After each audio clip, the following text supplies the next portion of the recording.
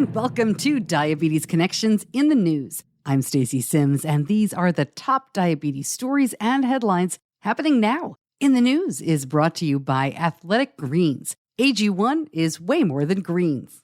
Our top story this week, Provention Bio's been in the news a lot lately after the approval of TZIELD to delay the development of type 1. Now, French insulin maker Sanofi has agreed to acquire it. The deal builds on an existing co-promotion agreement and gives Sanofi full ownership of the drug. Sanofi makes long-acting Toujeo and Lantus. Interestingly, Sanofi has said they're going to stop further work on type 2 diabetes and obesity drugs. They also joined Novo Nordisk and Eli Lilly in dropping the price of insulin in the U.S. Insulin pricing staying in the news as Senators Bernie Sanders and Cory Bush introduced legislation to cap the price at $20. They point out the recent price cuts don't apply to everybody and are still at the whim of the manufacturers. And California signs up with Civica RX to produce its own insulin and sell it at an affordable price. This is a $50 million investment from California, which will sell the insulin, capping it at $30 per vial and $55 for a box of 5 pre-filled pens, according to Civica RX. This is all part of the state's CalRx biosimilar insulin initiative, and it's a long way off. Civica RX still needs to gain approval for its biosimilar versions of Lantus, Humalog, and Novolog, and the cost of the insulins would be the same for all patients, regardless of their insurance situation. An analysis of what Americans with diabetes spend takes a look at things other than insulin. Over-the-counter medical supplies to monitor glucose levels. This 2020 Journal of the American Medical Association report found that over-the-counter medical supplies to monitor glucose levels and administer medications can make up the largest portion of a patient's costs. A person with diabetes who uses insulin typically spends $4,882 a year on treatment if they have insurance, and of that, $3,992 is spent on supplies. That is more than 80% of the annual expense of managing diabetes. The analysis here done by GoodRx. New trial of a technique to slow the progression of type 2 diabetes, and it's a simple outpatient surgery conducted in the early stages of diagnosis. The procedure targets the duodenum, the first section of the small intestine just past the stomach, and this plays a key role in digestion, including regulating insulin and blood glucose levels. In patients with type 2, the cells that line the duodenum have become damaged, and the trial's hypothesis is that removing those cells would help healthy ones grow back. Patients in this trial will go through an endoscopy to insert a device into the duodenum, which removes these cells with a series of electrical pulses. The procedure itself is only minimally invasive. It takes about an hour, and the patient goes home the same day. Early results seem encouraging. Patients who have undergone the procedure have seen their blood glucose levels drop. If you live near LA, they're still recruiting for this. You have to have type 2 and not yet need insulin injections. Link in the show notes, as it is for every story in this newscast. Another study showing automated insulin delivery systems work well and are safe. This one, Tandem Control IQ, in little kids. Now, that one is only approved right now for children as young as 6, but this study looked at children ages 2 to 6. The hybrid closed-loop system added an average of about 3 hours in ideal blood glucose range over the 13 weeks, compared to no change with standard care. Standard care here meant either an insulin pump or multiple daily injections, plus a separate Dexcom G6 CGM. Got a follow-up for you. 2 years ago, we told you about Ethan Orr, a Colorado high school swimmer disqualified at a state meet because of the tape over his CGM.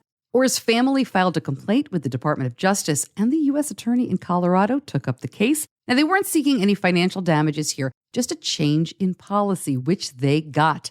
The changes include allowing medical tape with medical documentation, a way to evaluate requests from students with disabilities who might need reasonable modification of rules, and a way for refs or coaches to seek on-the-spot reasonable modifications. Ethan told the news media in Colorado, quote, "I knew I'd have to fight my disease to swim, but I never imagined I'd have to fight discrimination to swim."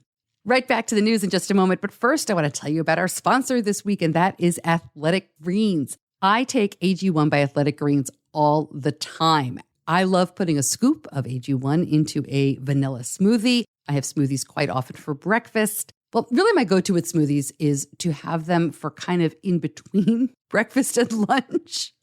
If I have a crazy schedule, which I often do, I will grab a smoothie and then I'm on the go. I have errands to run and stuff to do. And sometimes, look, I work from home. If I'm not having a sit-down lunch or a meeting that day, I often will push lunch later or just have, something light. All of that to say, I will have that AG1 scoop in my smoothie and it gives me the energy I need to keep me going throughout the day. It's all your key health products like multivitamins, minerals, pre and probiotics, and more working together as one. And it helps the gut so your whole body can thrive. I like it because it makes all of that very easy.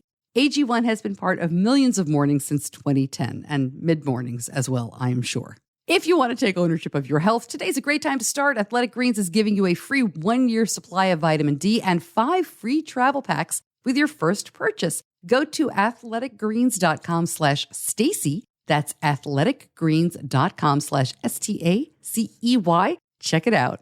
Back to the news now. And JDRF has presented 3 women leaders in Congress with the very first Mary Tyler Moore Awards. Honored were Senators Susan Collins and Jean Shaheen, who are co-chairs of the Senate Diabetes Caucus, along with Representative Diana DeGette, co-chair of the Congressional Diabetes Caucus. Mary Tyler Moore, of course, was diagnosed with type 1 at the age of 33, and she was the international chairman of JDRF from 1984 to 2017. This was part of JDRF Government Day, where advocates from across the country encourage members of Congress to renew the special diabetes program. On the podcast next week, a very unusual story of a diabetes diagnosis with a family whose child was first diagnosed with cancer. They're all doing fine now. We're going to talk about the really rocky road here. And mom is a pediatrician, so of course I have to sneak in a few questions for her about what your pediatrician wishes you know before the next time you bring your kids. And of course, our last episode was with Tandem Diabetes Medical Director. Really interesting conversation about their pipeline, what's coming up. And my first conversation with anybody on the diabetes tech side about using 2 sensors with one system. Yeah, now that the Libre 2 and 3 are approved for iCGM use, they're moving toward interoperability, switching back and forth between sensors. What's that going to look like? You can find that episode right where you're listening to this one. And that is in the news for this week. If you like it, please share it. With a podcast like this, word of mouth is really the best way to get people to know about it. I really appreciate it when you share. Thank you so much for doing that. And thank you so much for joining me. I'm Stacey Sims, and I'll see you back here soon. Diabetes Connections is a production of Stacey Sims Media.